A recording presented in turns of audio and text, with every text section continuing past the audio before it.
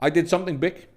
I packed up my things, left the basement behind for good, and moved into a penthouse in a brand new city I never been in.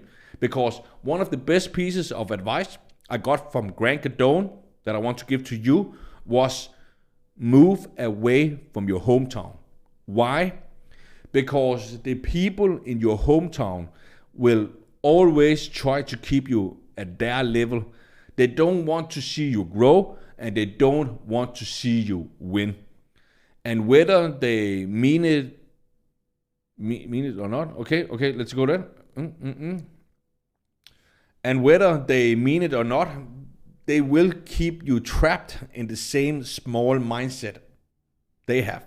So I left, and by listening to my mentor and taking massive action, my business skyrocketed. I went from making $1.6 million a month to over $3 million a month. Now, here's where the things get really funny.